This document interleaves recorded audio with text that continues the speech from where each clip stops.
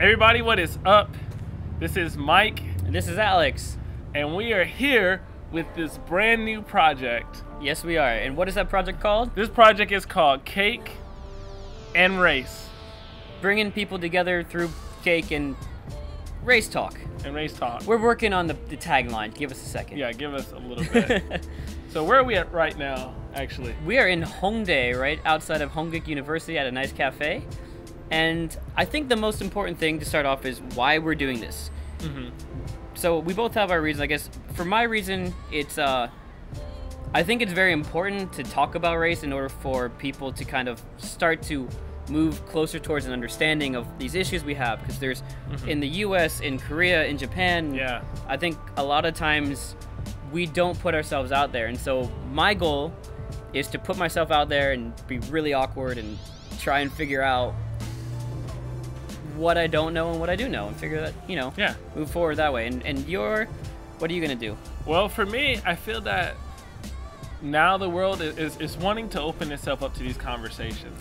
I mean, you look at everything that is going on in the U.S. and everything that is going on in Japan and Korea, and I'm pretty sure like Canada, many other Western countries, and I'm sure even a lot of other Eastern countries, even China for sure, and just a whole slew of them. Just now, people are wanting to really talk about this idea of what is race, what is culture, what is ethnicity, absolutely, what is equality, you know. So it's actually really fun to just kind of talk about it, like you said, put yourself out there.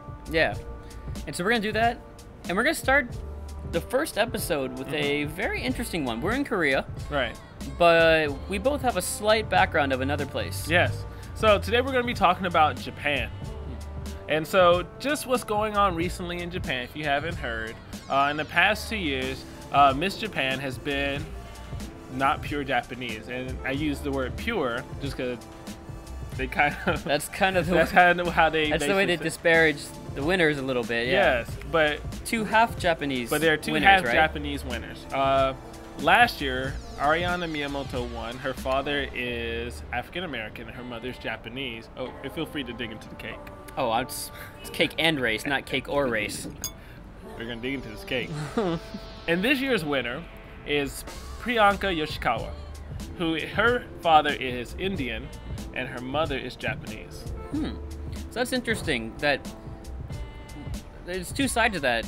One, there's probably some backlash, of course, Twitter or even like maybe the older community isn't in favor of it. But we got to give credit where credit is due. They crowned the winner. The Japanese people did choose someone. They chose someone. I mean, she's Miss Japan for a reason. Yeah. But I mean, she could have been the best pick, and they could have been like, nah, we can't have a half Japanese person be number one. We'll put her number 2, 3. They didn't. And so credit where credit is due. Have you heard anything from like the Twitter sphere of people's reactions? You know, funny thing is, I don't know whether on Twitter it is the young people reacting or the much older people reacting. Oh, I'm sure young people. I mean, the loudest people on Twitter are usually young people with angry young people. Because that's what a lot of the ones I saw on Twitter were actually young people were saying, hey, next time can we please crown a pure Japanese woman? Which, for the record, I will say I can see what they mean to a certain degree, but it's a very small degree. Yeah. Because I don't know if it's like a reverse kind of like, oh, we don't have a chance if all these people are halves and we're not half. You know, and so then they don't stand a chance. But at the same time, it's a competition for a reason. Yeah. You know? Well, it makes you stronger in theory, right? Yeah. I think that's the problem that everyone has with immigrants and foreigners. A lot of it is, if these people come in, we lose our opportunities. We lose maybe we don't say that out loud. Right. But oftentimes you'll hear that, you know, there's they took our jobs, the Mexican immigrants that came in. They took our women. There's some like jealousy, protectionism that's happening. Like you said, like if everyone can compete, well then a real Japanese person can't win, or a real American can't win, or a real Korean can't win, whatever it would be. Right. And so there's a bit of jealousy that holds on to that. In America, probably, I don't know when. We should have looked this up. Like, how long America had a white Miss America until? But I'm sure up to at least the 70s, 60s. That's a really good question. That's a really good question, actually. Yeah, we'll put that in the link.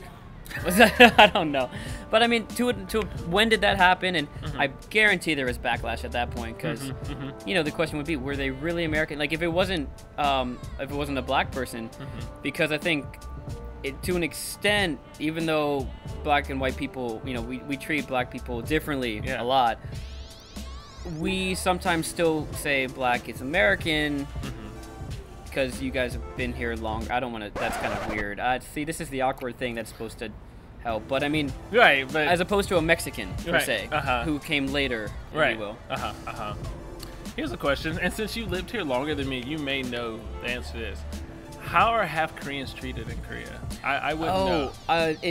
The rumor has it. I don't have any direct experience with it, but half Korean students face a lot of bullying growing up, and that is something that is. Government says needs to be addressed, but let's be honest, you know, you can't watch kids all the time, and kids have this Lord of the Flies mentality of trying to be the top, trying to survive, and so kids in Korea who are half don't often get away scot-free without and so this is probably good in Japan that you now have a role model, right, because, you know, speaking of which, I believe it was Priyanka Yoshikawa, the most recent winner. Her inspiration for this, beside the previous winner, was that her friend passed away. Her friend, who was also a half Japanese, passed away due to bullying and everything. And I'm not too sure just the details. I don't know if it was like suicide per se. But regardless, because of that, she felt the need to really go forth and try and make things better for those who are half Japanese, or like the Japanese say half-foot, which is their term for those who are half Japanese. It's interesting. Just kind of maybe a last point that I hadn't really thought of until this exact moment, and this is our second take.